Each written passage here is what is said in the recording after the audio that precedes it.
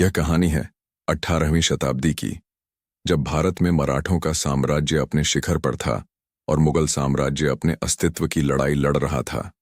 पेशवा बाजीराव अपने वीरता और रण कौशल के लिए प्रसिद्ध छत्रपति शिवाजी महाराज के स्वप्न को पूरा करने का प्रयास कर रहे थे।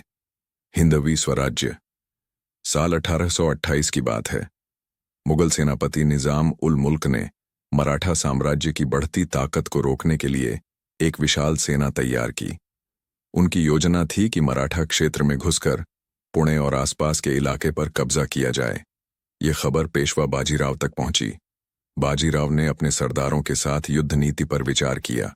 उन्होंने कहा, शत्रु विशाल है परंतु उनकी गति धीमी है। मराठा तलवार की तेजी और चपलता से युद्ध करते हैं। हम उन्हें मैदान में हराएंगे, लेकिन अपने तरीके से। बाजीराव ने अपनी सेना को दो भागों में बांटा। एक दल दुश्मन को सीधे टक्कर देने के लिए था, जबकि दूसरा दल उनकी रसद और आपूर्ति मार्ग को काटने के लिए। उनकी रणनीति हिट एंड रन पर आधारित थी, जो मराठा युद्ध कला की पहचान थी। उन्होंने कहा, हम नदी की तरह हैं, जहां जगह मिलेगी बहेंगे और जहां रुकावट होगी तो उसे बहा कर ले जाएंगे। निजाम की सेना पुणे के पास भिलार गांव पहुंची। यह एक कठिन क्षेत्र था, चारों ओर जंगल और पहाड़। बाजीराव ने इस भूगोल का लाभ उठाने की योजना बनाई। उन्होंने अपनी सेना को पहाड़ों पर छिपा दिया और रात के अंधेरे में हमला किया।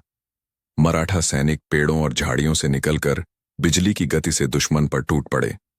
निजाम की सेना को समझ नहीं आ रहा था कि हमला कहां से हो रहा है।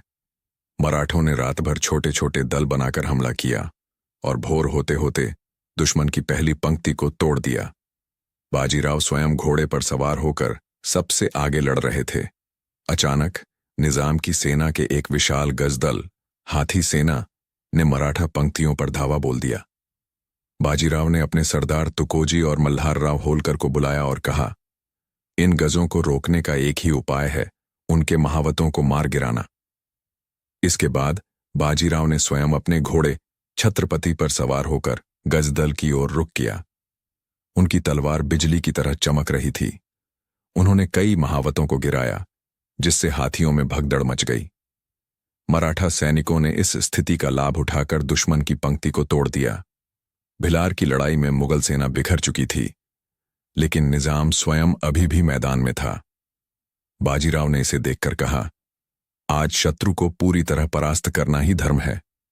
उन्होंने अपनी सेना को अंतिम आक्रमण का आदेश दिया। मराठा घुड़सवार बिजली की तरह दौड़े और दुश्मन को पराजित कर दिया। निजाम उल मुल्क ने हार स्वीकार की और मराठों से संधि की। पेशवा बाजीराव की यह लड़ाई सिर्फ युद्ध नहीं थी, यह उस अदम्य साहस, रणनीति और मातृभूमि के प्रति प्रेम का उदाहरण थी, जिसने